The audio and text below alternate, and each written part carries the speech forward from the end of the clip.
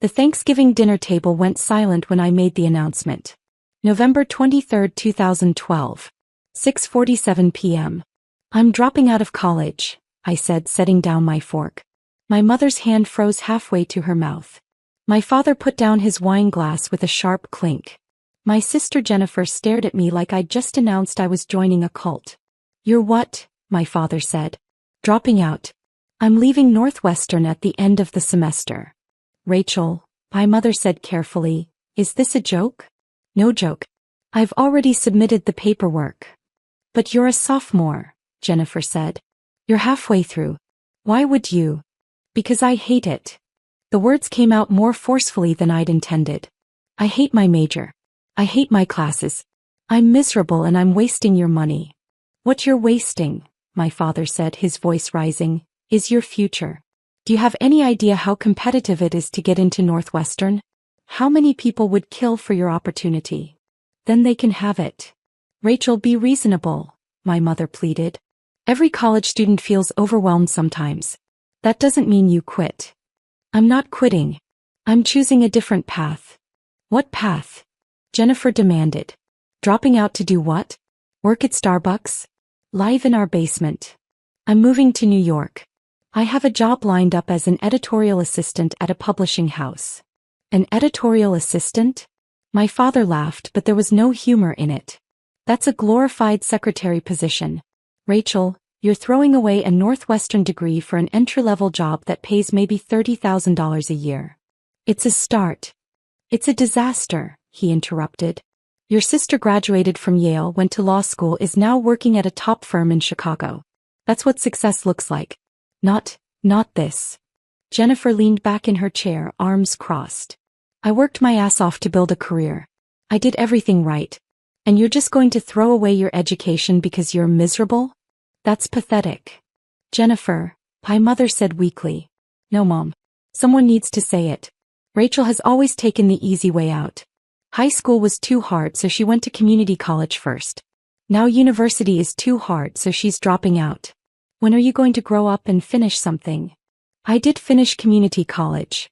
With a 3.2 GPA, she said. Barely. And you only got into Northwestern because you wrote some sob story essay about being a late bloomer. That stung because it was partially true. My path hadn't been traditional. I'd struggled in high school, gone to community college, then transferred to Northwestern. I'd been proud of that journey. My family had been tolerant of it. This is a mistake, my father said firmly. A huge mistake. And I won't support it financially. I'm not asking you to. Good. Because you'll get nothing from us. No money for rent, no money for food, nothing. You want to make adult decisions? Fine. Face adult consequences. Harold, my mother said, that seems harsh. She needs to learn, Patricia. She can't just drift through life expecting us to catch her every time she fails. I'm not failing, I said, my voice shaking. I'm making a choice. A bad choice, Jennifer said. You're 20 years old with no degree, no real skills, moving to one of the most expensive cities in the world for a job that probably pays minimum wage. You know what we call that? Failure. I stood up from the table. I should go. Rachel, wait, my mother started. I didn't wait. I grabbed my coat and walked out into the cold Chicago night. I moved to New York 3 weeks later with $1,800 in savings and a suitcase full of clothes. The publishing job was exactly as bad as my father had predicted. Editorial assistant at Hartley & Sons Publishing, a small, prestigious house specializing in literary fiction. I made $28,000 a year, worked 60-hour weeks, and my primary responsibilities were filing coffee runs and reading slush pile manuscripts that would never get published. My apartment in Brooklyn was 280 square feet. The shower was in the kitchen. I could hear my neighbors' every conversation through the paper-thin walls. I ate ramen noodles for dinner 4 nights a week. My family barely spoke to me. My mother called once a month with updates I didn't ask for. Jennifer got engaged. Jennifer made partner track. Jennifer bought a condo. Your sister's doing so well, my mother would say. We're so proud of her. The implication was clear. Unlike you. Jennifer called exactly once in those first 6 months. I heard you're living in some shoebox in Brooklyn, she said. Mom's worried about you. I'm fine. Are you? Because from where I'm sitting, it looks like you made a huge mistake and you're too proud to admit it. I'm happy, Jennifer. You're 20 years old making less than minimum wage when you calculate your hours. That's not happiness. That's delusion. She paused. Look, it's not too late. You could re-enroll. Go back to school. Get your degree. Stop embarrassing the family. Embarrassing the family? Yes, Rachel. Embarrassing us. Do you know what I tell people when they ask about you? I have to say my sister dropped out of college to work in publishing. Do you know how that sounds? Like I'm following my passion? Like you're a failure. Like our family couldn't produce two successful children. She hung up before I could respond. That was the last real conversation we had for 12 years. But I wasn't failing. Not really. The publishing job was brutal, but I was learning. How books were acquired, edited, marketed. How the industry worked. I read manuscripts until my eyes hurt, learning what made good writing, what made compelling stories. After 2 years, I was promoted to assistant editor. After 4 years, associate editor. After 6 years, senior editor. I developed a reputation for discovering new talent. 3 of my authors won major literary awards. 2 hit the New York Times bestseller list. But more importantly, I'd found my real passion, helping young writers develop their craft. I started teaching a writing workshop at NYU. Just one class, adjunct for extra money. But I loved it. Loved working with students, helping them find their voices, watching them improve. One of my students, a professor in the English department, noticed. You're a natural teacher, she said. Have you ever thought about higher education as a career? I don't have a degree. You should get one. Not for the paper but for the opportunities. With your experience and your talent, you could do real things in academia. That conversation planted a seed. At 26, I enrolled in Columbia's MFA program in creative writing. I worked full-time, attended classes at night, wrote my thesis in stolen hours on the subway. It was the hardest 2 years of my life. I graduated at 28 with my MFA and a job offer from Columbia to teach undergraduate creative writing courses. At 30, I was promoted to assistant professor. At 31, I published my first book, a collection of essays about the publishing industry that became a surprise bestseller in academic circles. At 32, I became associate professor and was asked to join Columbia's undergraduate admissions committee. That's where everything changed.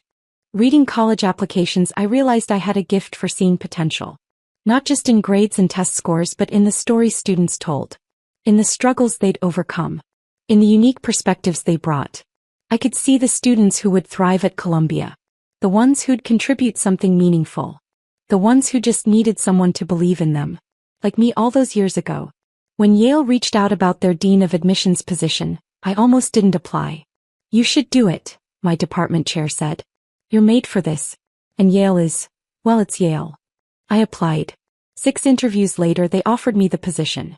Dean of Undergraduate Admissions at Yale University. At 32 years old, I was one of the youngest deans in the Ivy League. The irony wasn't lost on me. The college dropout was now deciding who got into one of the world's most prestigious universities. I moved to New Haven in August 2024. My mother called to congratulate me, the first time she'd called in 3 years. Dean at Yale, she said. That's wonderful, Rachel. Your father will be so proud. Will he? Silence. He's trying. He asks about you. Does Jennifer? More silence. Your sister's very busy. She has Amanda now, you know. She's 16. Such a bright girl. My niece. I'd seen her exactly 3 times. Once as a baby, once at age 5, once at age 10. Jennifer had made it clear I wasn't welcome in her daughter's life. I'm sure she is, I said. Maybe now that you're doing well you could reconnect? With Jennifer? With all of us. Maybe, I said, knowing I wouldn't. The application reading season started in November. We received 52,000 applications for 1,550 spots. Every application got read by at least 2 admissions officers. As dean, I personally reviewed thousands of them, including all the borderline cases and special circumstances. It was grueling work. Reading applications from brilliant students who'd overcome incredible odds. Students who'd started nonprofits, conducted research, won international competitions. Students who'd survived poverty, violence, loss. Most of them we'd have to reject. That was the hardest part. I was in my office on a Friday evening in January 2025, reviewing a stack of applications from the Chicago area. My eyes were tired. I was on my fourth coffee of the day. Then I saw the name. Amanda Chin. My sister's married name was Chin. Her husband David Chin, the corporate lawyer she'd married 11 years ago. My hands started shaking. I opened the application. Amanda Chin. Age 17. Northbrook High School, Northbrook, Illinois. GPA, 4.0 unweighted. SAT 1570. Valedictorian. National Merit Finalist. Captain of debate team. Volunteer at local literacy nonprofit. Impressive. Very impressive. She'd applied as a prospective English major. Wanted to be a writer. I scrolled to her personal essay. The prompt. Reflect on a time when you faced a challenge or obstacle. What did you learn from the experience? I started reading. My family doesn't talk about my Aunt Rachel. I grew up hearing whispers, how she dropped out of college, how she threw away her opportunities, how she became the family embarrassment. My mother would shake her head whenever someone asked about her sister. Rachel made her choices, she'd say. Bad choices. For years I thought my aunt was a cautionary tale. A warning about what happens when you quit, when you don't follow through, when you disappoint your family. My mother used her as an example whenever I complained about school. Do you want to end up like Rachel? She'd ask. Working some dead-end job because you couldn't finish what you started? The lesson was clear. Rachel was a failure. Our family's black sheep. The one we'd overcome. Then when I was 16 I Googled her. I stopped reading. Closed my eyes. This was my niece's college essay. About me. About how I was the family failure. I should recuse myself. Pass this application to another admissions officer. That would be the ethical thing to do. That I kept reading. I expected to find nothing, or worse, confirmation of the family narrative. Some sad Facebook profile, maybe a LinkedIn showing a series of unremarkable jobs. What I found instead shocked me. Dr. Rachel Chin. MFA from Columbia. Published author. Professor. And now, Dean of Undergraduate Admissions at Yale University. My failure. Aunt was the Dean of Admissions at Yale. I sat in my bedroom staring at her faculty photo, my entire worldview cracking. Everything my mother had told me was wrong. Rachel hadn't failed. She'd succeeded spectacularly. I started researching further. I found her book, Against the Grain, Alternative Paths in Publishing and Academia. I read every interview she'd given. I learned about her path: community college, Northwestern dropout, publishing industry, MFA professorship, Yale.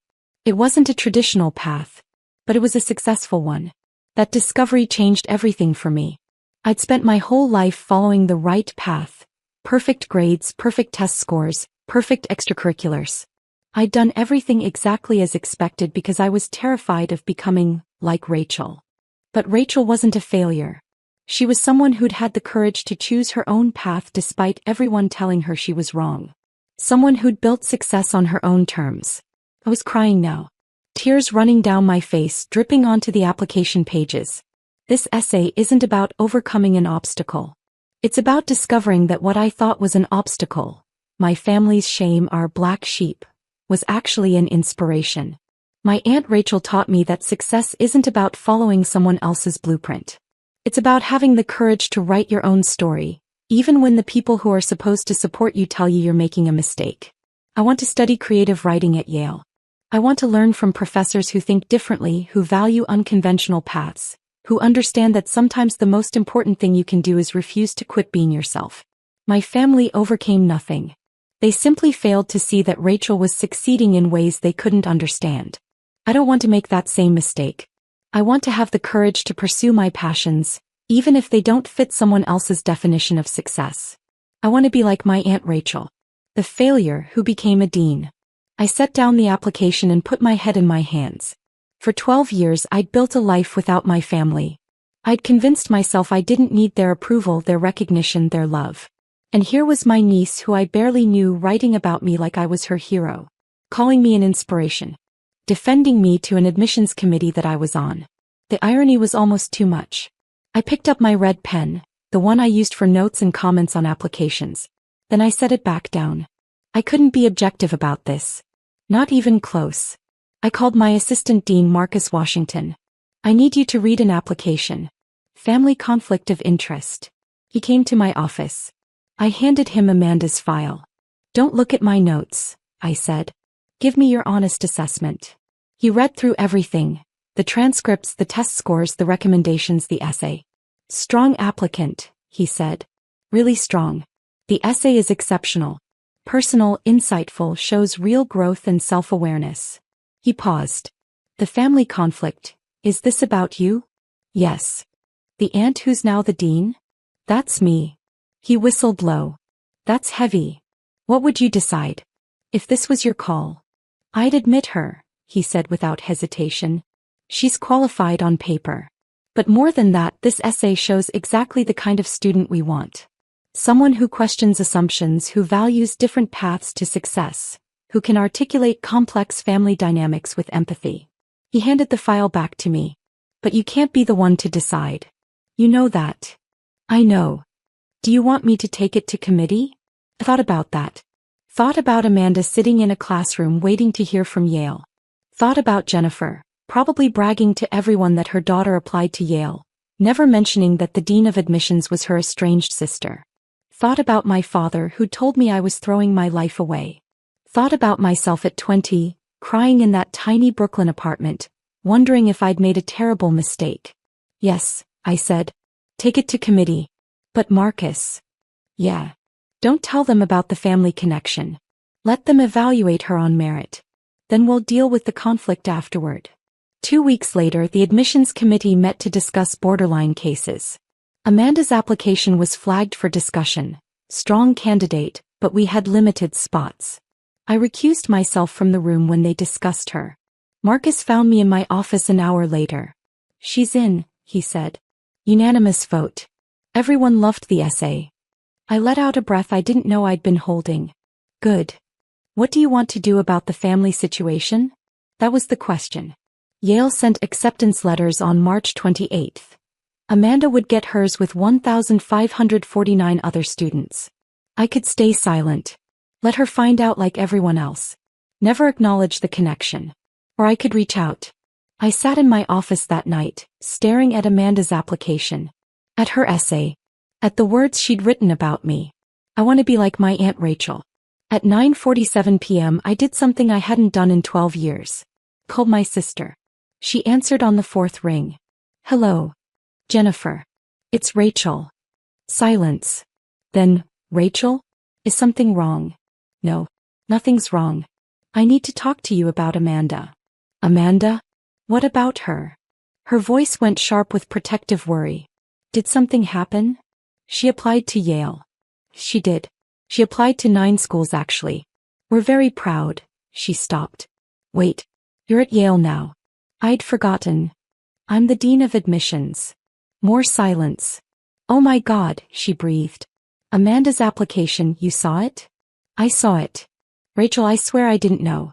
We didn't apply to Yale because of you. Amanda wanted to go there because of the English program. She didn't even know you worked there until after she'd applied. I never thought. Jennifer, I interrupted. Have you read her essay? What?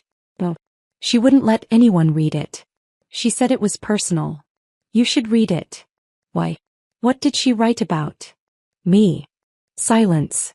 She wrote about me being the family failure, I continued. About how you used me as a cautionary tale. About how she Googled me and discovered I wasn't actually a failure. Rachel, I'm not calling to fight. I'm calling because Amanda got in. What? She was accepted to Yale. Unanimous vote from the admissions committee. She's an exceptional candidate. I could hear Jennifer crying on the other end of the line. She got into Yale, she whispered. Oh my God. Rachel, thank you. Don't thank me. I recused myself from the decision. She got in on merit. But there's something you need to know. What? Your daughter thinks I'm an inspiration. She wrote a beautiful essay about having the courage to follow her own path. About not being afraid to be different. I paused. Jennifer, for 12 years you've told her I was a failure.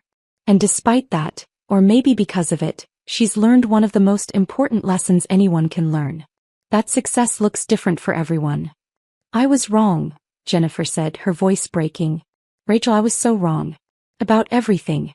About you dropping out, about your choices, about... She stopped. I was jealous. What? I was jealous. You had the courage to walk away from something that wasn't working. To choose your own path. I've spent my entire life doing what everyone expected. Getting the grades, getting the degree, getting the job, getting married, having the baby. And I'm miserable. I'd never heard my sister talk like this. I'm a partner at a law firm I hate, she continued. I work 80 hours a week on cases I don't care about. My marriage is barely surviving. And my daughter barely knows me because I'm never home. She laughed bitterly. You were the smart one, Rachel.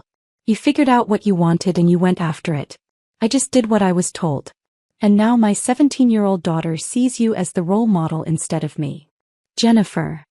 No, it's true. And it should be true. You built something meaningful. You helped students find their paths. You changed your niece's life without even knowing her. Her voice dropped to a whisper. I'm sorry. For everything I said. For calling you a failure.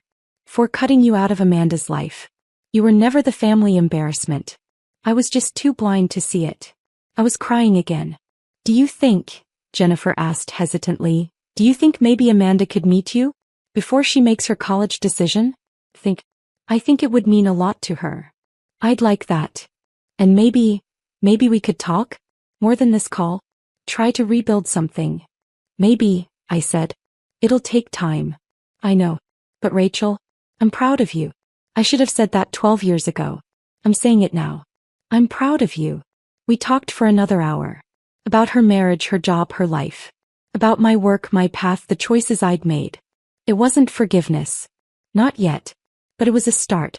3 weeks later, Amanda visited Yale on an admitted student's day. I'd arranged to meet her for coffee at a cafe near campus. I got there early, nervous in a way I hadn't been since my own college admissions interviews. She walked in at 2 p.m. exactly.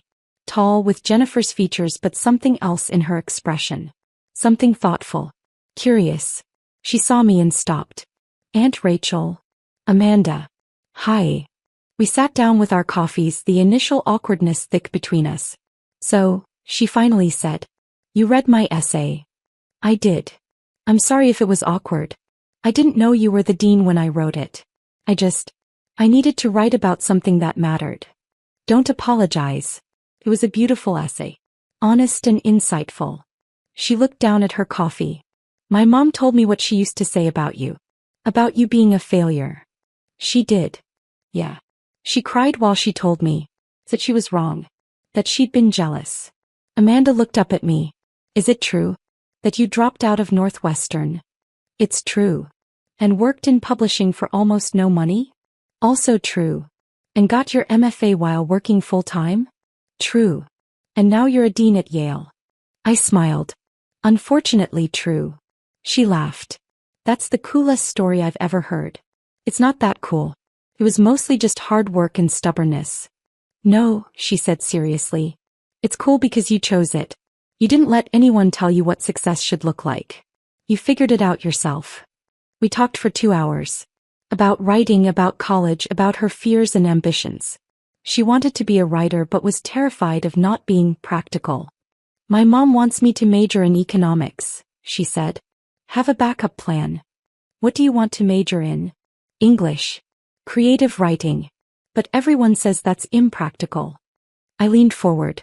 Amanda, do you know why I became dean of admissions? Why? Because I spent my whole life being told I was doing things the wrong way. Dropping out was wrong. Publishing was wrong. Getting my MFA was wrong. And every time someone told me I was wrong, I proved them wrong. I paused. Now I get to help students who might not fit the traditional mold. Students who need someone to see their potential, not just their credentials. Students like you. Students like you, she corrected softly. I smiled. Yeah. Students like me. She chose Yale. Enrolled as an English major with a concentration in creative writing. I didn't teach undergraduates anymore, but I made arrangements to meet with her once a month. Mentorship sessions officially. But really we were getting to know each other. My relationship with Jennifer improved slowly. Phone calls every few weeks. Then every week. She started divorce proceedings that summer. I'd rather be a single mom than stay in a loveless marriage, she told me. She cut back her hours at the firm. Started actually parenting Amanda instead of just providing for her. I'm trying to be better, she said during one call. For Amanda. For me. My parents reached out too. Awkward emails at first, then phone calls. We were wrong, my father said stiffly during our first real conversation in 12 years. About dropping out. About your choices. We should have supported you. Thank you, I said, because what else could I say? Your mother and I would like to visit. See Yale. See what you've built. They came in October. I gave them a tour of campus, showed them my office, introduced them to my colleagues. My father stood in my office looking at my diplomas on the wall. Columbia and my published book on the shelf. Photos from conferences, from speaking engagements. I'm sorry, he said quietly. I called you a failure. I said you'd amount to nothing. I was wrong. You were scared, I said. You wanted me to have security. I understand that now. But you found security anyway. Just differently than we expected. That night we had dinner. Me, my parents, Jennifer, Amanda. The first time we'd all been together in 12 years. It was awkward. There were silences, moments of tension. But there was also laughter. Stories. Amanda telling embarrassing college freshman stories that made everyone smile. At one point Amanda leaned over to me. Thank you, she whispered. For what? For being you. For showing me it's okay to be different. I squeezed her hand. Later, walking back to my apartment, my phone rang. Unknown number. Dr. Chin? This is Sarah Martinez. I'm a high school senior in Arizona. My counselor gave me your email, but I wanted to call. Hey, what can I help you with? I read your book. Against the Grain. My counselor gave it to me because I'm thinking about dropping out of my dual enrollment program. Everyone says I'm making a mistake. I smiled, remembering another phone call, another student 12 years ago. Tell me about it, I said. We talked for 45 minutes. About her situation, her goals, her fears. So what do I do? She finally asked. I can't tell you what to do, I said. But I can tell you this. The traditional path works for a lot of people. But it's not the only path. If you have a clear vision and you're willing to work hard, there are other ways to succeed. Did you regret it? Dropping out. I thought about that. About the tiny Brooklyn apartment. The ramen noodles. The family rejection. The years of struggle. Not for a second, I said. After we hung up, I sat on my couch thinking about that Thanksgiving dinner 12 years ago. About walking out into the cold Chicago night, terrified and alone. About being called a failure by the people who were supposed to love me. About building a life anyway. My phone buzzed. A text from Amanda. Thanks for dinner. Love you, Aunt Rachel Red Heart. I stared at those words. Love you. When was the last time a family member had said that to me? I typed back. Love you too, kiddo. The next morning I was back in my office reading applications. Another year, another 50,000 plus students hoping for one of our 1,550 spots. I read each application carefully. Looking for the straight A students, yes. But also looking for the unconventional ones.